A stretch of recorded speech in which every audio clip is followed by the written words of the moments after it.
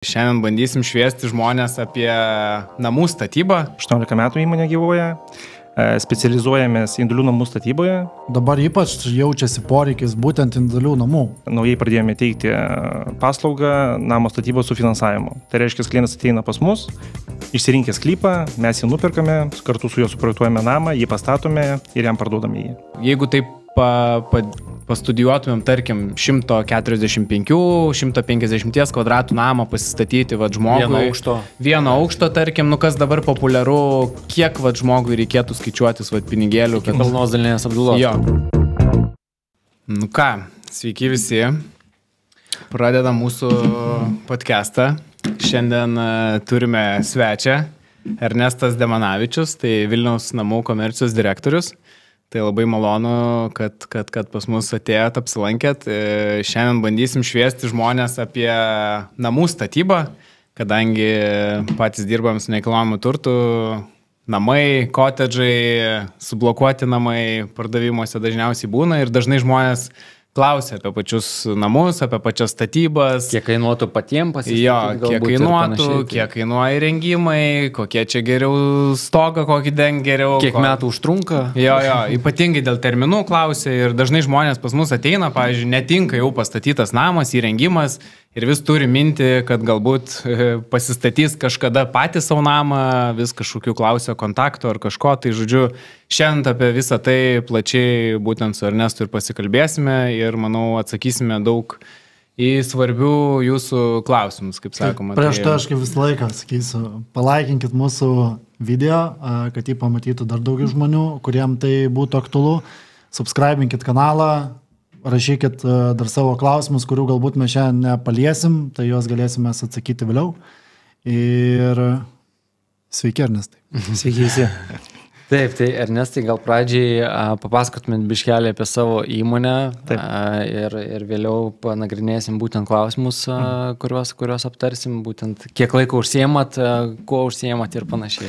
Tai gerai, Vilniuje ir Vilniaus rajone jau dirbame beveik 20 metus, 18 metų įmonė gyvuoja, specializuojamės individualių namų statyboje, tai statome nuo rakto, dirbame tik su pilnais projektais, tai reiškia nuo pamatų iki rakto.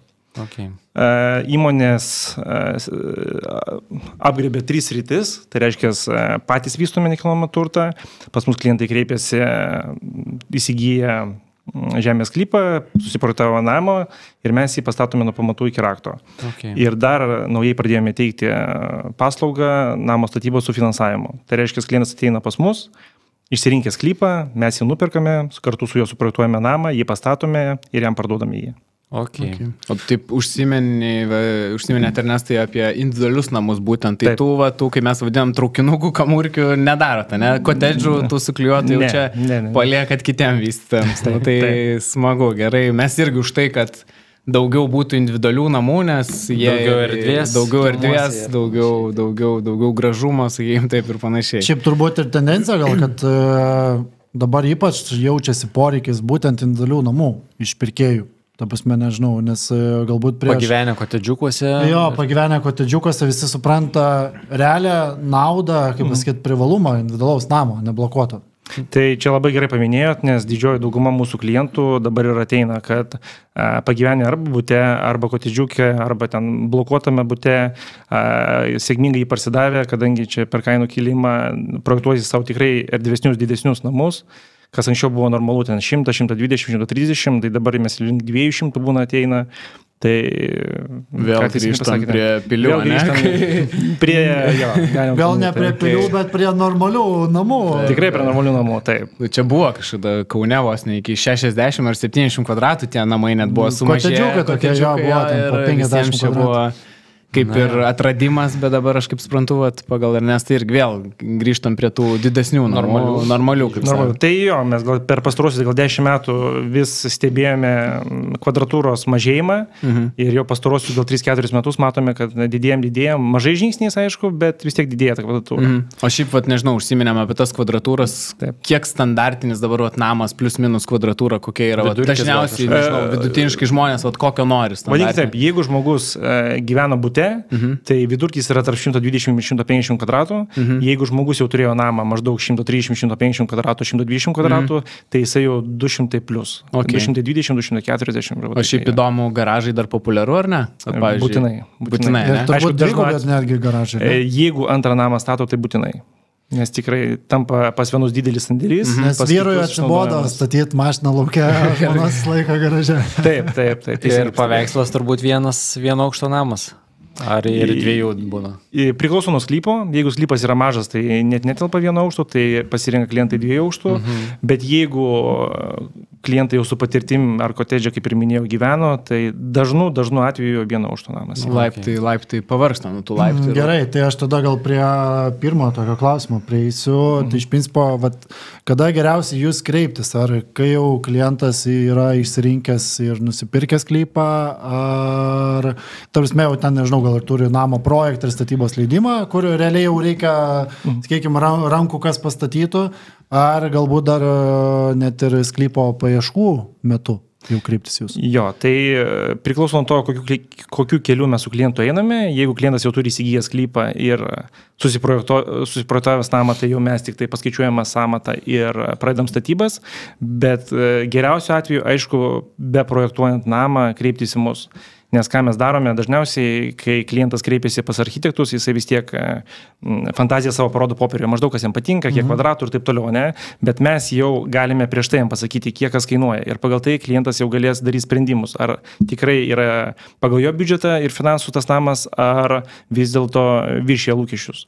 Tai toje stadijoje mes klientus labai pakonsultuojame toje vietoje ir jisai galėtų priimti tinkamą sprendimą. Tai reiškia, mes pasakome jau prieš projektavimą, kiek maždaug kainuos jo namo statyba. Nes dažnu atveju būna problema, kad klientas nesidomi, kiek jam kainuoja namas, architektui duodama yra laisvė, suprojektuojamas namas ir paskui pradedi ieškoti rangovų ir tu supranti, kad tas namas ne tavo kišeniai. Tai kad to išvengti, stengiamės, kad apie kainą klientas žinotų jau prieš namo statybą. Ar nes tai jūsų įmonė dirba tik su mūriniais namais ar ir karkasiniai? Esam bandę pastatyti porą karkasinių namų, bet likom prie minties tik prie mūrinių, kadangi anksčiau dar buvo kažkoks skirtumas, gal 20%. Tai kainos, ar ne? Jo, tai tas buvo gal ir reikšminga, čia buvo maždaug prieš 10 metų, bet šiai dienai mums greičio prasme, kainos prasme tas įtakos neturi, bet klientam emocinė ir psichologinė prasme tai vienareikšmiškai yra mūrinis namas. Mes tai irgi matom, vis dar šimtus metų, kad stovėtų ir visakai. Vaikam, anūkam ir pronui. Kad karkasą nupūs vėjas ar pradės dideli viesulai ir nulėks tas karkasas. Arba toks jausmas, kad kaip palapiniai garso akustika, tai tie visi mitai visi žinomi. Taip. Nežinau, tai čia gal užsiminėme apie tos finansus, greičiausiai visiems žmonėms pats aktualiausias, manau, klausimas yra pinigai ir, nežinau, mes ir patys apžiūrų metu, kiek būnam, tai visi, kiek čia dabar kainuoja pastatyti, kiek čia kainuotų, kiek čia tas kainuotų ir panašiai. Tai, kaip suprantu, šiaip užsiemat nuo pat pamatų iki pat stogo jau pilnai visas namas. Tai nežinau, jeigu taip pastudijuotumėm, tarkim, 145-150 kvadratų namą pasistatyti žmogui. Vieno aukšto, tarkim, kas dabar populiaru, kiek žmogui reikėtų skaičiuotis pinigėlių. Iki pilnos dalinės apdailos. Jo, kad iki pilnos dalinės, kad ateina ir jau daro vidų pilnai jau visą patys jau. Tai labai geras klausimas, kaip tik pataikyti, su savimi įsinyčiau samatą, 146 kvadratų kaip tik namą. Tai galėsim paskui detaliau pasižiūrėti. Bet jeigu imant apie skaičius, tai mes visą laiką klientam 3 etapais vertinam kainą, ne? Pirmas etapas, kaip ir minėjau, 85%.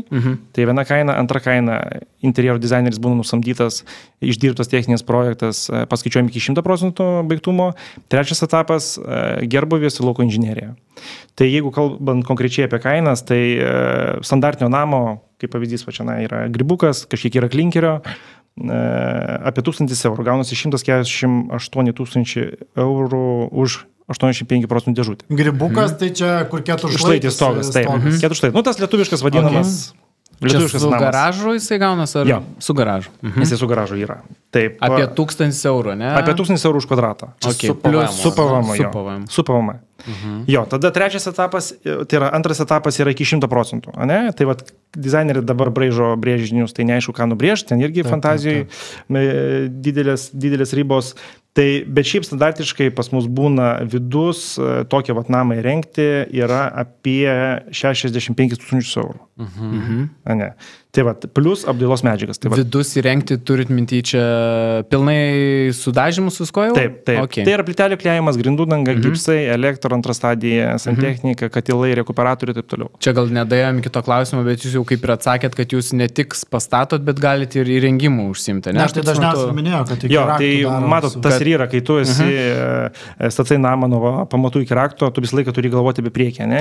Apie sekantį etapą, tai va, tas mūsų ir yra stiprioji pusė, kad mes kontroliuojam ir valdom visą procesą. Supratau. Kad nėra taip, kad... Tas yra visai gerai, sakyčiau, nes iš tikrųjų dažnai būna, kad žmonės nusiperka dalinę apdailą, eina po tos apdailininkų, santechnikos taškus reikia perkelinėti, elektros taškus perkelinėti ir vėl papildomos išlaidos ir panašiai. Tai kai viskas vienose rankose, galbūt iš tikrųjų tai yra ir pigiau iš vienos pusės, ir greičiau, ir mažiau, sakykime, perdarinimų. Tai dažniausiai ten būna va, tie tokie taisymai, kai žmogus iš anksto nėra suplanavęs, jisai pradžiai padaro projektą, po to jau ateina tik tais dizainerė, jinai tada dar pakeičia išplanavimą, kažkokius pakeitimus, tai ir tada gaunasi, kad tu, nežinau, ten 10% nuo samatos investuoji į perdarimus kažkokius. Iš esmės, kur mes pardavinėm namus jau pastatytus, tai žmonės, aš manau, ten pusę persidaro, ten santechnikos įvadus, nežinau, elektrą visą persidaro ir panašiai. Tas ir yra didelis pliusas statant namą, kad vat, gerai, kad jūs pagal save viską galite išsidėlioti. Ir pagal save mes klientams, netgi, vadinkim, skatinam greičiau, kad jeigu jie planuoja interjero dizainerį rinktis, kad jinai atsirastų jau, vadinkim, arba be projektuojant namą, kad būtų padaryti ir fasadai, ir langai, ir pertvaros pagal ją, arba jau ankstesniai stadijoje, kad nedarytume tų darbų, kurių reikėtų, kaip ir sakėt, perdarinėti ir taip toliau. Okay. O daug gandų sklando ir apie terminus, ta prasme, ten vieni statosi, nežinau, per pusę metų pasistato, kiti statosi 5 metus niekaip nepasistato. Bet rengimas visiems metai. Tai vat, realiai, kiek vidutiniškai trunka iki 85% statyba, turime iki tos dalinės apdailos ir po to iki jau pilno įrengimo. Jeigu jau ten, sakykime, nestabdo dizainerį, galbūt... Taip. Jeigu jau viskas, kaip pasakyti, ir finansai nestabdo, viskas... Tai mes padarom taip, kad dizainerį nestabdytų, tai šitai vietoje labai pušinam, labai vadinkim taip. Tai jeigu iš patirties, tai dažnu atveju pas mus yra taip. Jeigu mes kovą balandį pradedam, mes vėlyvą rudenį užbaigėm 85% baigtumą. Bet ką mes darome dar kitaip, dėl ko mes laimime nemažai laiko, mes vasarą uždengus stogą, mes jau pradedam dalinę apdaidą, einame į vidų. Tai reiškia, mes paraleliai uždarinėjame dėžutę ir paraleliai einame į vidų. Ir grubiai tariant, mūsų visi klientai per kalėdas turi galimybę įsikraustyti, bet dėl arba finansų, arba baldų vėlavimo, ar taip toliau, nusikelia mėnesių 2. Tai visi mūsų klientai namą savo gauna gyvenimui iki metų.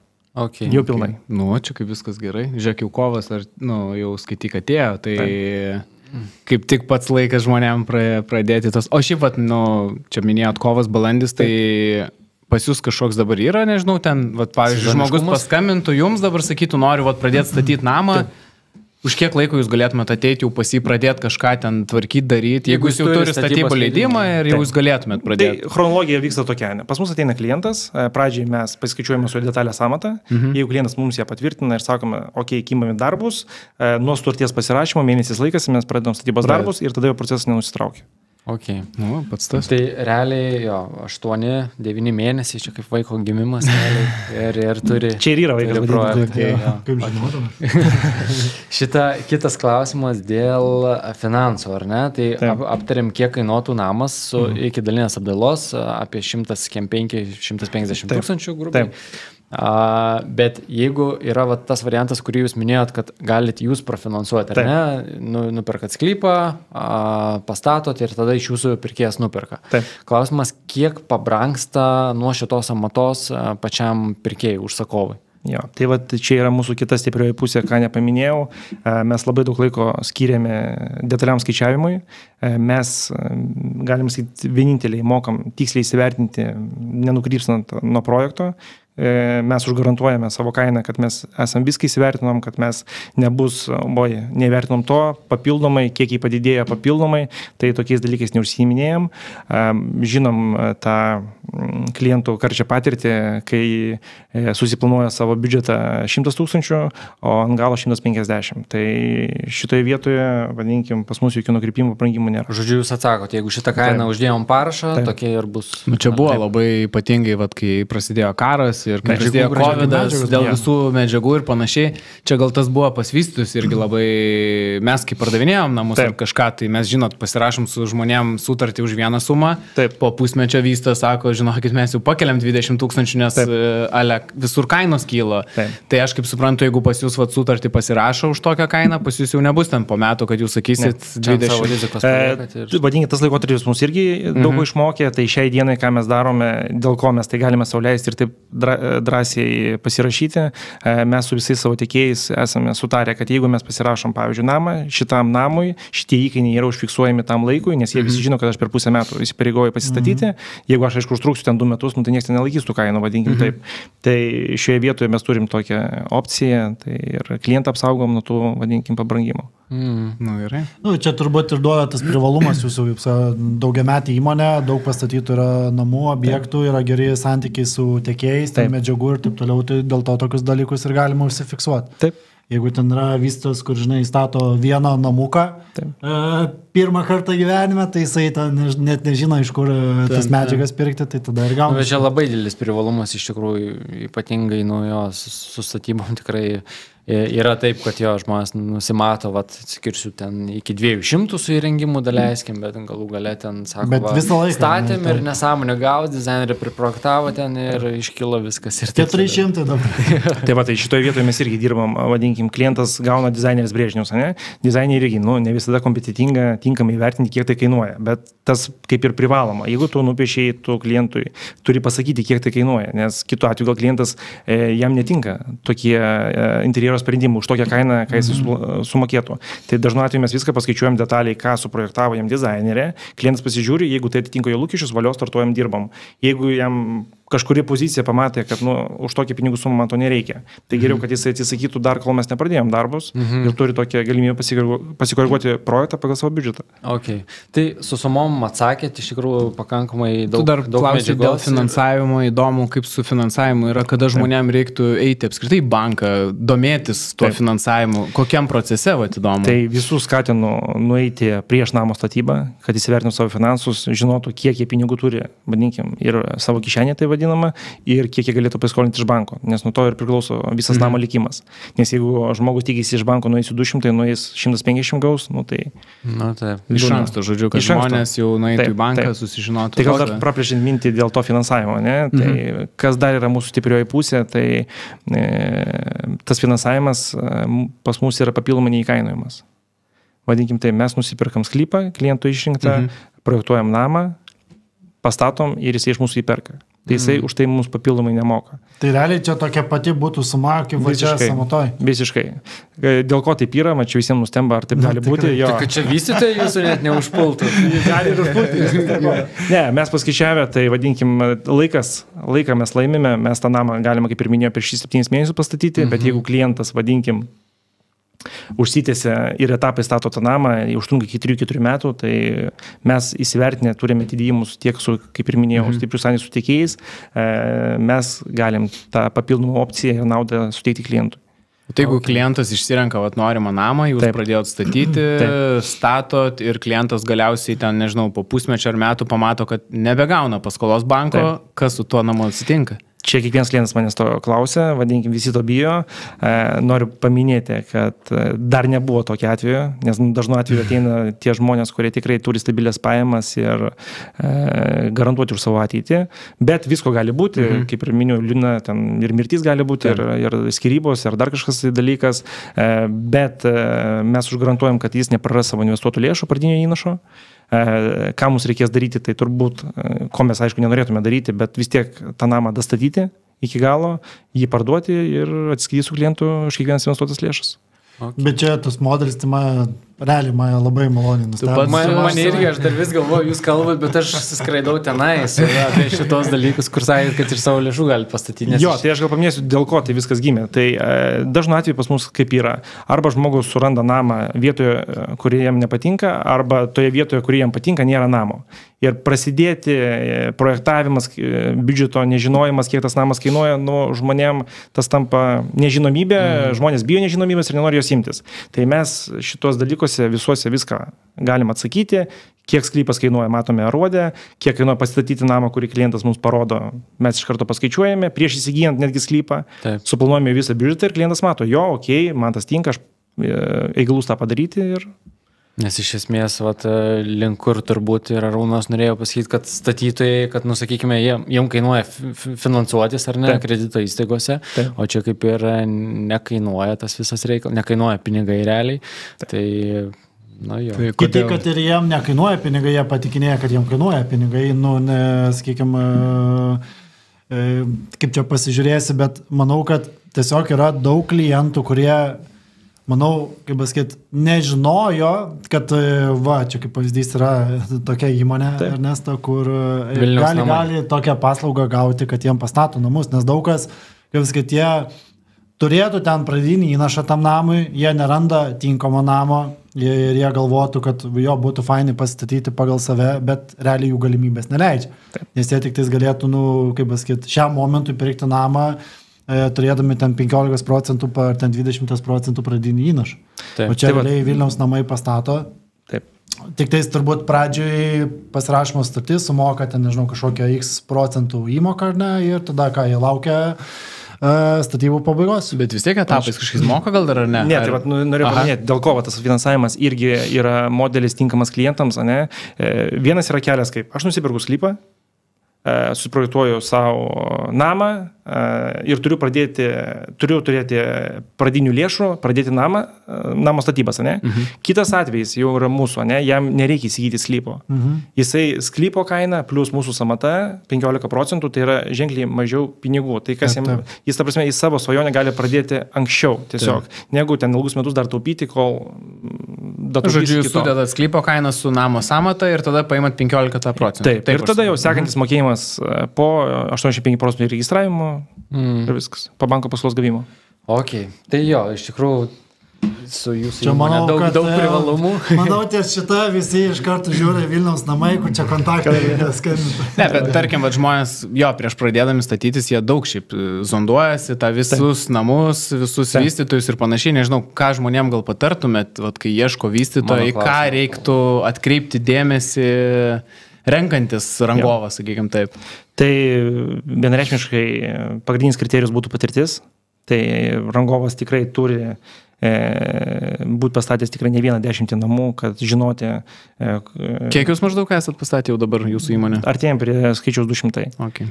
Tai pagrindinė yra patirtis, ilgamžiškumas, vėlgi komanda, kas joje dirba. Tai sakau, mūsų tas ir išskirtinumas yra, kad mes patys esame statybininkai, vadinkim taip. Statybų aikštelė ir dokumentai, tai ir mūsų kasdienybė. Kaip suprantu, tam visam procese yra paskirtas kažkoks darbų vadovas atsakingas, kuris visą tą procesą... Darbų vadovas ir projektų vadovas ir darbininkai. Tai sakau, daug yra žmonių ir kolegų, kad tas namas, kaip sakant, klientui būtų pirmas neprisvilęs blynas. Tai vėlgi ta visa patirtis susideda iš daugumą žmonių. Okay. O pavadinimas, matau, jūsų Vilniaus namai, dar irgi toks klausimas, stato tik Vilniuje, Vilniaus rajone, ar apskritai galit visoje Lietuvoje pastatyti namą? Ne, žinokit, šiai dienai tiek turim darbų, kad Vilniaus mieste ir Vilniaus rajone, kad į kitą miestą neplanuojam. Dar plus tokį pavadinimą labai sunku kitą miestą. Tai va, aš dėl to ir... Skėtų, ką aš čia dabar. Okay. Nu jo, kažkaip atrodė, tiek daug klausimų turėjom, bet labai išsamei viską atsakėt ir visai sutilpom į tą laiką turbūt, ar ne? Ar dar praleidom klausimus, kurios buvom mes pasiruošę? Gal dar papildysiu vieną, kol neužmiršau, ne? Tas su finansavimu statybas, kaip kalbėjom, tai reikia turėti omeny, kad kartais finansavimas būna net kartais finansavimą reikia klientui to dar nežinant. Kaip pavyzdys, ne? Klientas nusipirko sklypą, susiprojektavo namą, pradėjo statybas. ir baigėsi pinigai, daleiskim, ne? Ką jis daro? Arba taupo laukia, arba esam tokie kaip mes, kada mes žinom, kad būna problema, kad vieni bankai reikalauja padaryti pamatus, gauna kreditą, bet dažnu atveju dabar reikia padaryti dėžutę vos ne su langais, kad gauti kreditą. Tai mes žinome, kad taip yra, mes iš savo lėšų pastatome iki to etapo, kad klientas gautų pinigus, gavęs kreditą, pasirašė sutartį, su jumis atsiskaito ir vėl etapais mes žygiuojame iki pat pabaigos. Tai šitoje vietoje tokie gal pagalbos ranka yra klientam, bet jie tik tą naudą supranta, kai jau susiduria su tuo, nes iki tol jis galvoja, kad nueisiu į banką, gausiu iš karto ir viskas bus gerai. Bet šiaip daug tokių yra ir mums patiems tekia pardavinėti, kur ten dėžutė baigėsi pinigai, ten ar skirybos ar kažką ir niekas nedabaigė. Ir jo, tokių būna, kur norim parduoti tokį, čia dabar toliau nepabaiginėsim, realiai tu matai ir supranti, kad ten tiesiog finansų nėra, nes tokį daiktą pusiau luptą parduoti yra beproto sudėtinga, niekas nenori veltis, tai jo, čia... O dar įdomu tas užsakovų paveikslas, nes mes matom daug visokių namų yra. Kaip jau mes kaip pardavėjai, tai labai gerai matom, kur nuvažiuojam, ar čia jau eko tas namas, tai yra be klinkerio, tiesiog fasadas dažytas, langai prastesni, matom, ten duris prastesnis, jau įėjimo duris labai daug pasako, ten prabangesnis namas, jau prabangesnės duris ir panašiai. Tai dabar tie užsakovai įdomu labiau eina į tą eko, tą pigesnius, sakykim taip, kur nori, ten be fasado, be klinkerio, langai ten galėtų pigesni būti.